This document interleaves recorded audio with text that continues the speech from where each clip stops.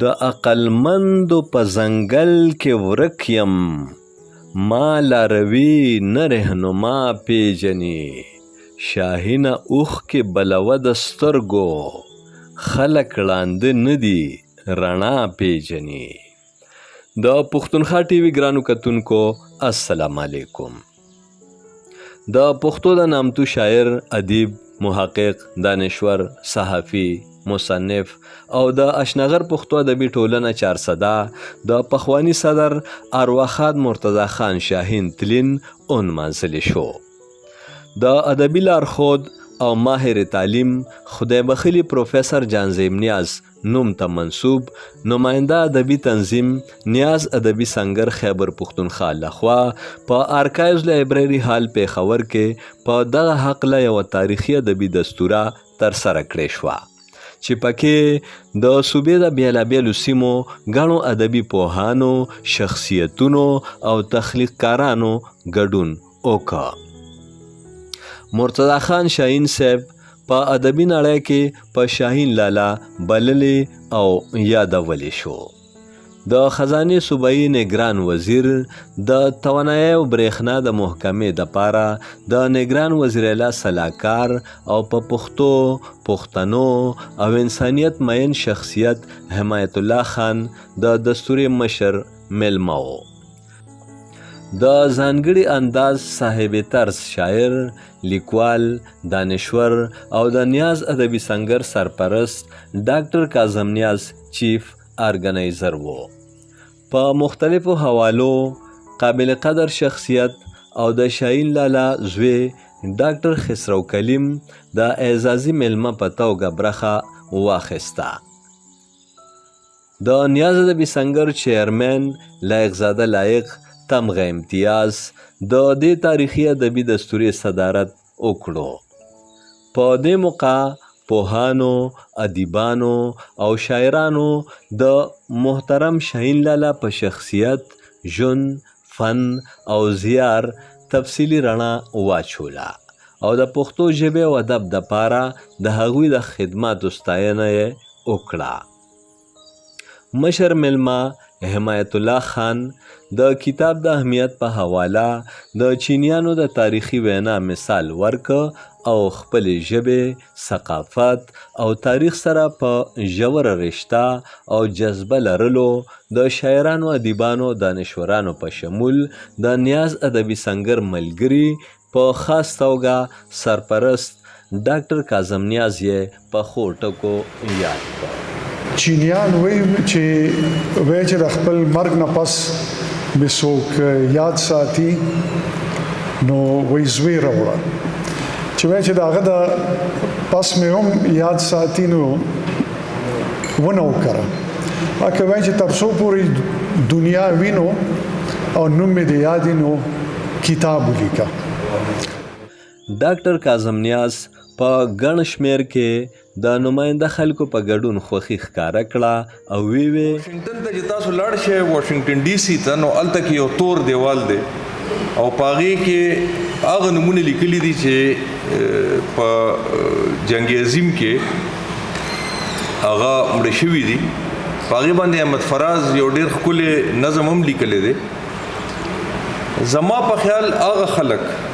کم چې سایلنټ ورکرز دي، هغه خلک کم چې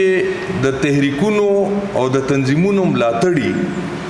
هغه خلک چې کم یو کور پرووایډ کوي او بغیر د هغې هیڅ قسمه داسې خبره نی چې نومې پکاري، د هغې هیڅ داسې قسمه فیلنګ نی چې یاره دا مونږ د ځان دپاره کوو، د خپل ځان مخکې کولو دپاره کوو.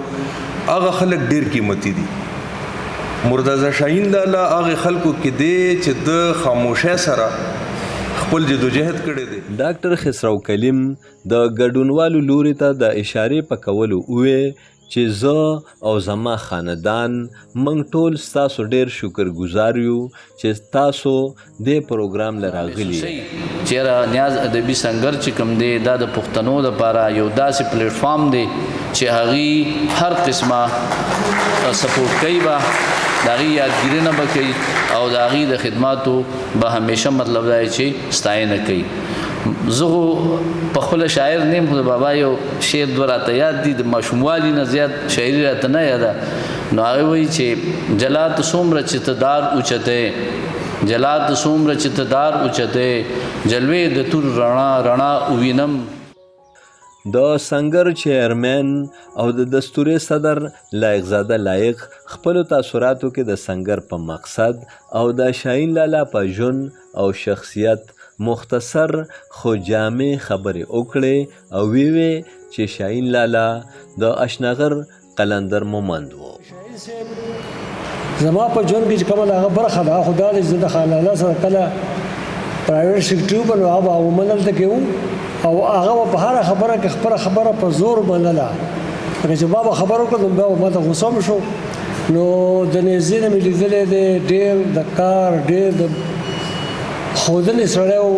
او زه کله کله یم چې هغه د اشنغر قلندر مومن و. د لفظونو جادوګر قلمکار او لیکوال نور البشر نوید خپلو تاثیراتو کې ارواخاد مرتضی خان شاهین صاحب ته ډېر احترام وروبخلو او د خپلې مینې او عقیدت اظهار یې داسې مرتضی خان شاهین لالا ډېر زیات لوی حق دی په موږ ټولو باندې ځکه چې هغه د داسې خاورې سره تعلق لري چې هغه خاوره په ادب سیاست صحافت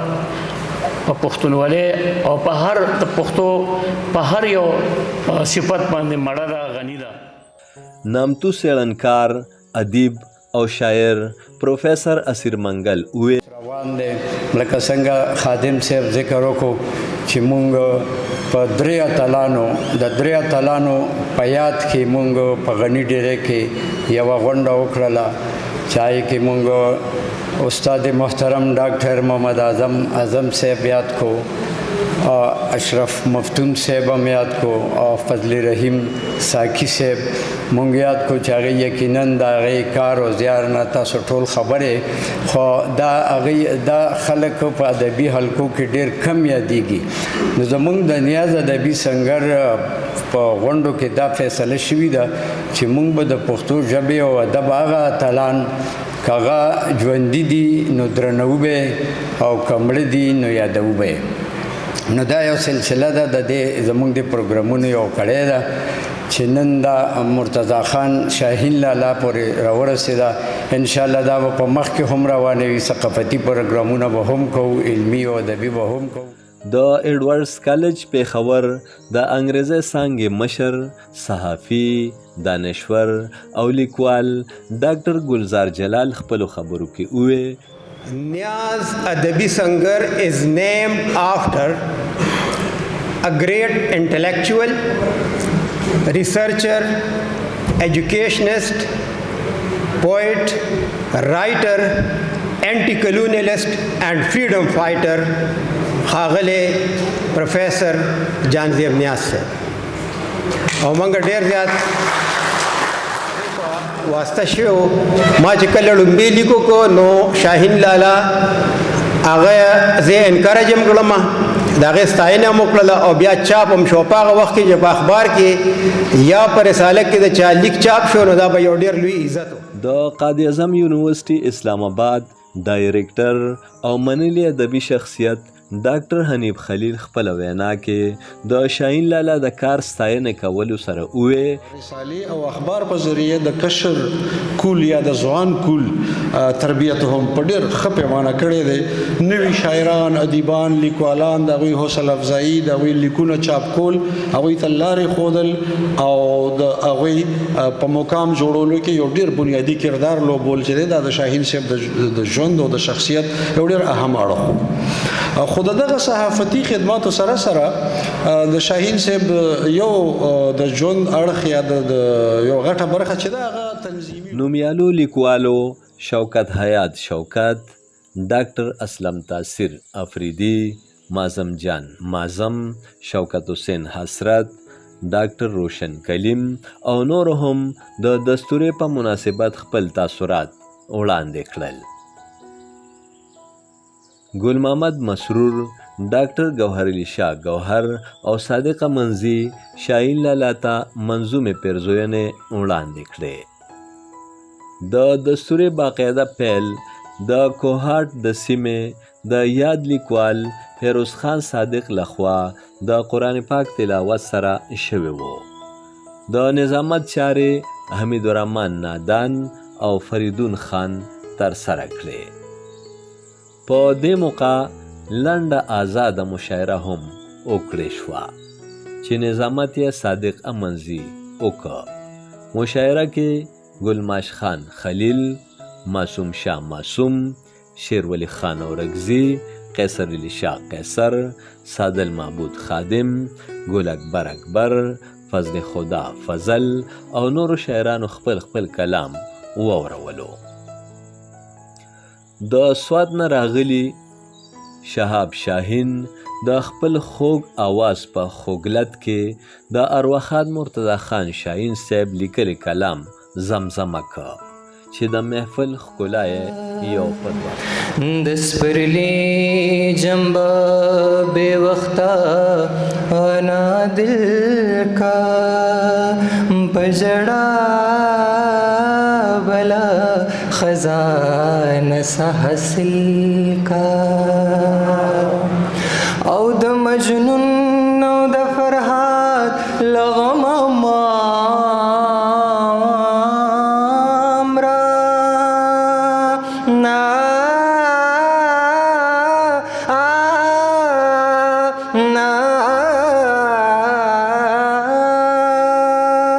د مجنون او د فرحات لغم مامرا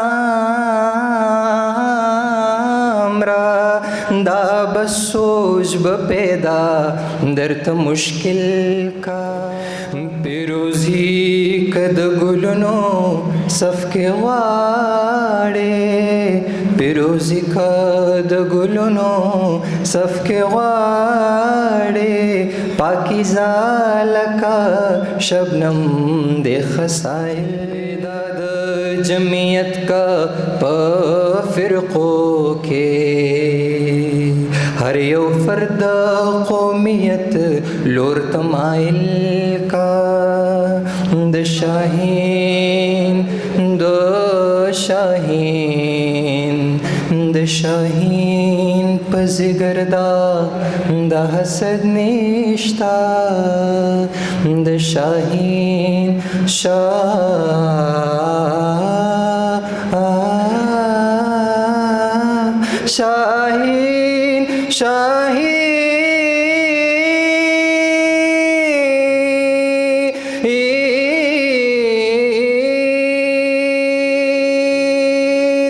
د شاہین په زیګر د حسد نشتا تومتونه د وختونو په باطل کا. د خپل ځان او چاپیرچل خیال ساته. د الله پامان. امجد علي خادم، پښتونخوا ټي وي، پیښور.